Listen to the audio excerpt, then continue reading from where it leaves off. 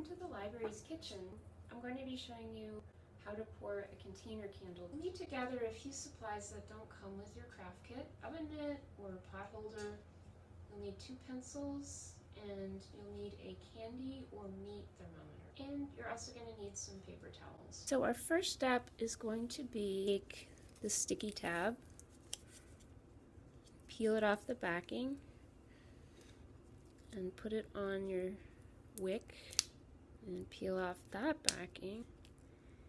And for safety reasons, you want that wick to be as straight as you can get it and also in the middle of the candle. You want it to be a straight wick. Next, we're going to take our wax and we're going to pour it into the plastic container. Okay? You do not want to microwave the metal container. That will cause a fire. So pour all that wax into your plastic tub. I gave you number 5 because that's okay to microwave. It shouldn't melt in the microwave. You do want to use plastic to heat wax in the microwave. Glass can explode. But we're going to microwave it for 1 minute. If it's been a minute, I'm going to use our oven mitt. And as you can see, it's still solid. So just give it a stir. And from now on, we're just going to be doing 30-second intervals when we microwave. Let's check and see if it's melted.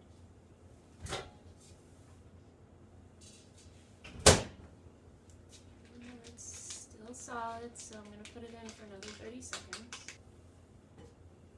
Okay, I've removed the wax from the microwave. It's looking liquid now, and I'm going to give it a stir. It's not completely melted yet, so we're going to put it back in for another 30 seconds.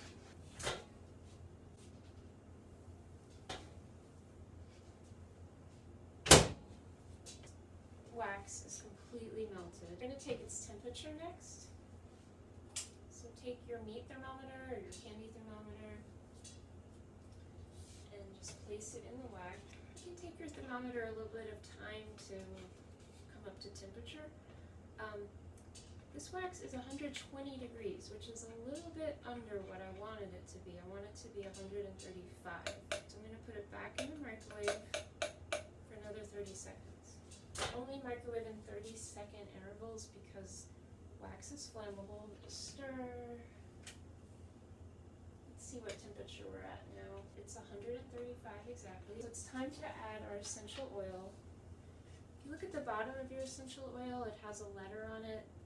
If you look on your instructions, that tells you what scent it is. This is orange. You're just going to unscrew the bottle and pour it into your wax and give it a really good stir. You don't want the essential oil to float at the top of your candle because it could ignite.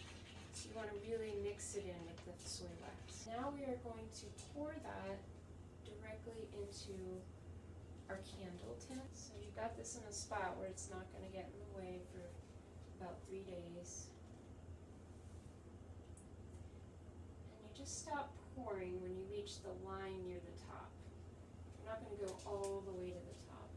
Now my wick fell over when I did that, so I'm going to straighten it out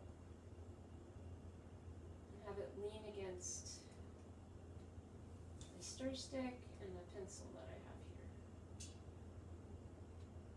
You just want to keep that wick straight. It helps the candle burn safely. Now we're just going to let it dry for 3 days, and I'm just going to trim the wick so it's about 1/4 of an inch above the candle surface. You need a sharp pair of scissors for that.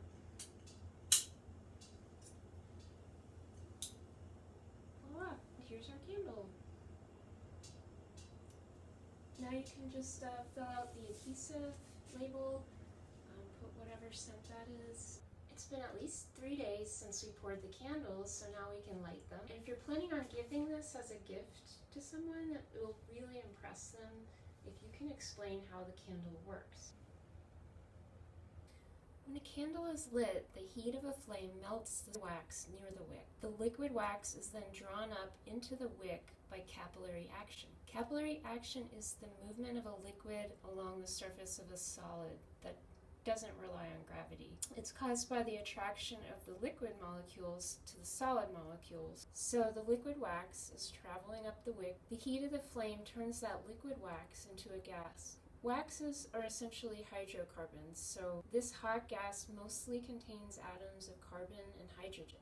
When that hydrogen and carbon gas reaches the flame, it reacts with the oxygen in the air. That chemical reaction gives off heat, light, water vapor, and carbon dioxide. Thanks for joining the library for making a container candle.